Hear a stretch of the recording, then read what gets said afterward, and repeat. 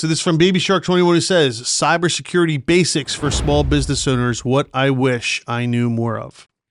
As someone working in cybersecurity and helping small businesses improve their security posture, I've seen firsthand how vulnerable small organizations can be due to a lack of awareness and resources.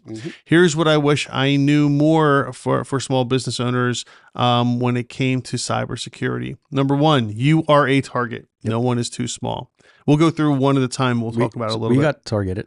Oh, I'm sure. Like big time. So well, hold on. Let me read this. Hackers often go after low-hanging fruit. Automated bots scan the internet for vulnerabilities regardless of your business size. If you handle customer data and or payment info, you're definitely at risk. So go ahead. So the next one, email is the biggest vulnerability. Oh, okay. You want to start with that? Okay. Yeah. No, so here's what happened is my CMA, right, clicked on something in a phishing email that required her to log into Microsoft. She entered her username and password, and she's like, didn't think any of it. Like, it just didn't log her in. It just redirected her somewhere. Yeah. And she didn't give it a second thought because she was busy, right? And then like 9 days later, she's at a networking event with our banker, and the banker comes up to her and says, hey, I'm sorry I haven't gotten the information to your new accountant yet. And she's like, what new accountant? What are you talking about? Right? So she forwards me the email chain, and there had been an entire email chain between supposedly my employee, an accounting firm that didn't exist but had a valid email address, asking to be added to our online banking, all coming from my finance lady, like legit coming from her email address. So I was like, how did they do this? So the first thing I did was I logged into her Outlook online and looked up the rules. There was a rule in there. Anything that had this email address CC'd went into this random folder, RSS feeds, which nobody ever checks. And lo and behold, all the emails in and out, that's where they were going. So the hackers, if you want to call them that, literally didn't raise any suspicion because they just logged into her email, set up a custom rule, went through her email, figured out who our banker was, and started emailing with the banker. And like, she checks her email every day, multiple times a day. Never noticed it. If it wasn't for the fact that the banker said something, she was literally that day about to give a hacker full access to our online banking. So and yes, that's the third thing here. Email is your biggest vulnerability, and that's a fantastic story. And I've seen that happen multiple times as well. The no one is too small. I mean, this happened. This is a perfect example of this. Fortunately, I know a lot about cybersecurity. I know a lot about phishing scams and things like that. When it's got to be just a couple of months. I opened up after I opened my practice. Within a couple of months, I started getting emails from potential clients, quote unquote. And what they were is it's a scam. What they do is, I figured it out real quick because it just something didn't make sense. They basically say, usually it's either they're buying a piece of equipment or they're buying a business, and they want you to represent them in the transaction because they're out of the country. First red flag, out of the country. Then it's like, oh wait, you want me, who you've never dealt with before, to represent you in this $5 million deal, right? It's kind of fishy. And then they say, we want to send you a retainer. Okay, so the first couple of them, I cautiously followed through with to see what was going on. I had a feeling they were scams, and I knew right away, right after my first response, they were scams. But I wanted to see how far they take it. So what they do is they get your confidence, and they say, okay, yeah, we'll sign your agreement. We'll send you a retainer. And I'd say to them, okay, give me a retainer of $2,000. No, we're going to send you more than that. We're going to send you a retainer for 20 grand or something like that. And someone who's not suspecting be like, yeah, sure. Hey, why not? Right. And what they do is, after you get the check, they'll ask you a few days later, have you cashed it yet? And you'll say yes. and they'll say, okay, the deal is off. Please send us our money back. And they're expecting you to send a check that day. Why? Because the check that you cashed hasn't bounced yet at the bank. It usually takes 4, 5, 10 days for the bank to bounce a check. So they'll want you to send a check right away to them. And if you don't, they're threatening, I'm going to contact the bar association. I want to contact the attorney general. We're going to leave you horrible reviews. And some people will jump and say, okay, here's your money back. And you sent them a legitimate check for 20 grand. And by the time your check gets to them and they've cashed it before you, and when it's too late to do anything, then you find out that your check bounced, the one that they sent you originally. And now you're out 20 grand. So it doesn't matter how big or small you are. This is, this happens all the time. Number 2 on here, strong passwords and MFA aren't optional. Using a password manager and enabling multi-factor authentication for all business accounts is essential. This is an easy fix and helps a lot. Costs you absolutely nothing. And they're right. Passwords, use a password gen tool. Like, I love LastPass personally. So it's what I use all the time. I have it on my phone. I have it on my computer. And I have only my wife knows the master password to my LastPass account. I mean, I know it too, of course, but my wife knows it. And then I just use my facial recognition to open it up. Anytime I get a new account, I create a brand new password, because what password harvesters do is they'll create a website where, hey, sign up to take this survey kind of thing, blah, blah, blah, and get all your friends to do it too, like the Facebook trends. And you go and do it, and you'll create an account and use the same password that you use for your email, that you use for your bank, that you use for this, that, or the other. And I would say 3, 4, 5 out of 10 people do that. Yeah. And I have your email address now, and I have the password you used on this password harvesting site, and I can access your email, which means I can access your bank accounts. Yep.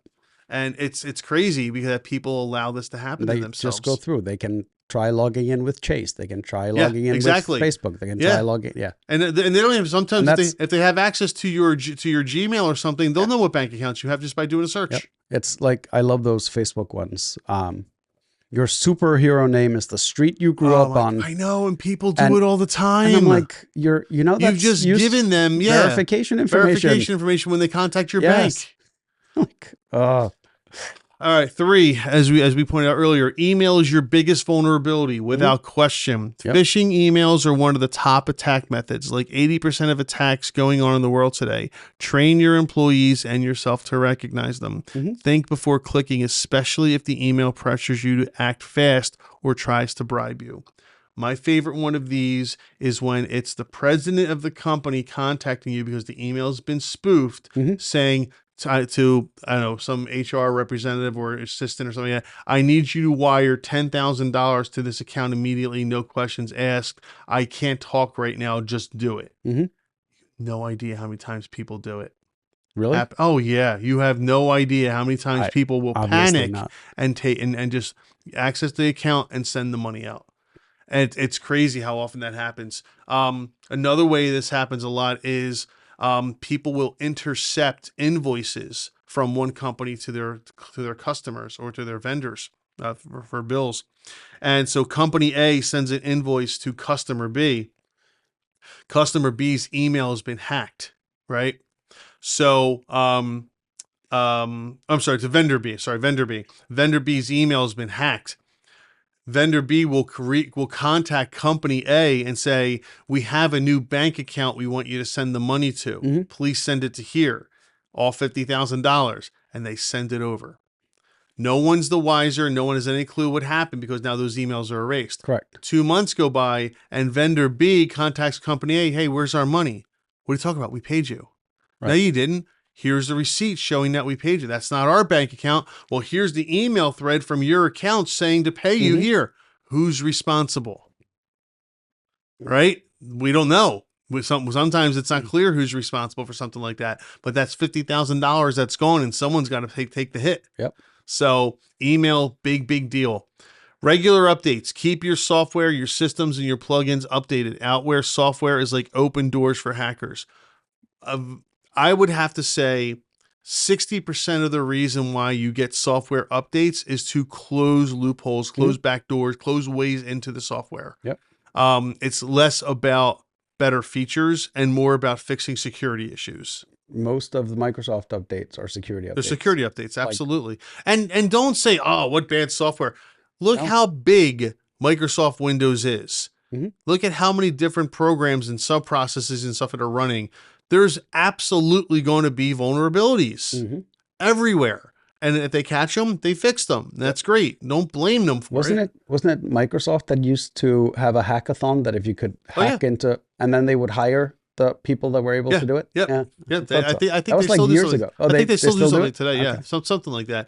White hat hacking is still a very big deal, where people are doing it for legitimate reasons to find vulnerabilities. Yeah. There are bounties out there, reward programs. So there's a lot of really good white hat hackers out there. I happen to know one that used to do it for the UN. There you go. Yeah.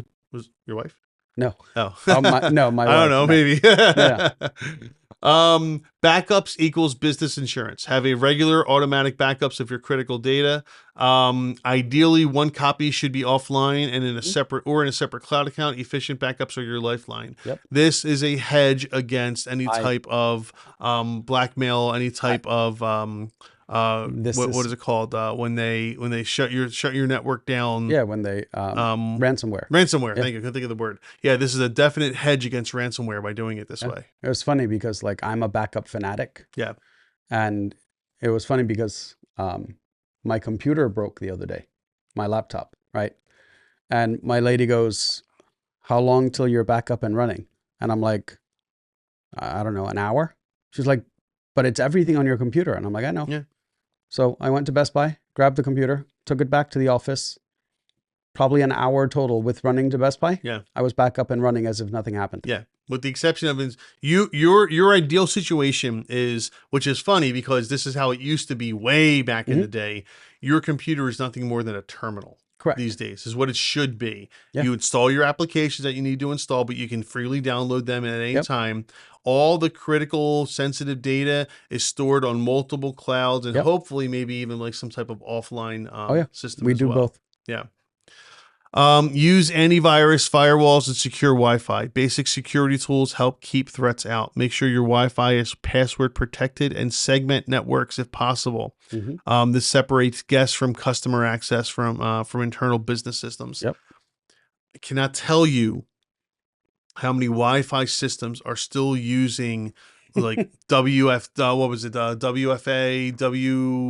the encryption. There's WFA and SPF? No. No. It's it's WEP and WEP. It's all the older ones. All the ones that were under the same that we used to use for emails. Yeah, right. Under what was it, 1108A or whatever the code was. They're so easy to break. Any kid with a kiddie script could write a brute force attack to tackle one of those. They're very easy to get into. You need stronger encryption. You know what? One of the really bad things to do. Never, ever, ever, ever, ever. And if I didn't say ever, I mean ever. Buy a router or a switch or a modem or something like that from a secondhand store. Oh yeah, no. People do all the time. And what they don't realize is there's a lot of times there's malware in there where though your access is now your network's completely accessible from an outside intruder, and they have access to everything on your network, everything. And that includes when you log in at night from your work laptop, they have access to all that too. Yep. And they think, hey, look at that! I get a Linksys router for $10. Yeah, it just cost you everything. Yeah. So be careful with that. Don't DIY everything. You don't need to be an expert, but a consultation with a cybersecurity professional can go a long way. And your people are your first line of defense. Yep. Cybersecurity is a team effort. Educate your staff continuously. Even just a monthly 10-minute refresher can reduce the risk of human error. Yep. And bonus tip, if you ever feel overwhelmed, prioritize these 3 things first. Secure your email, secure your backups, and train your people. Everything else can be layered on over time. Yep. Baby Shark 21, I'd give you a hug if you were here because you're absolutely right. Everything in here is spot on. And people don't appreciate this until they have a problem, right? Everybody thinks that they're safe until they're not. Right. Right. Like, and you and I have both seen this happen to businesses. And what's funny is like the more sensitive information your business deals with, like I still know when CPAs are starting out, for example, a lot of times they don't take into account their home networks. They're really good at the office, right?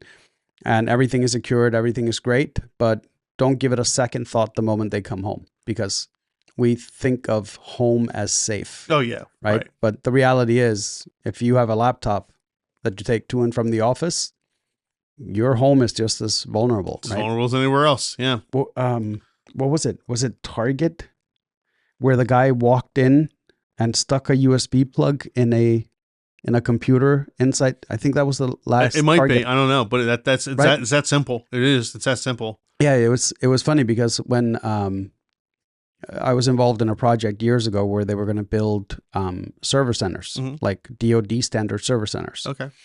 And it was funny because I was like, oh, all the digital security and blah, blah, blah. And like, I was all into that. And it was funny because we got a guy really high up in the US government that came to us. And I was talking to him and he goes, the reality for us is we're not so worried about the hackers. We're worried about people physically breaking in now. I was like, what? And he's like, the odds of someone hacking our systems is tiny.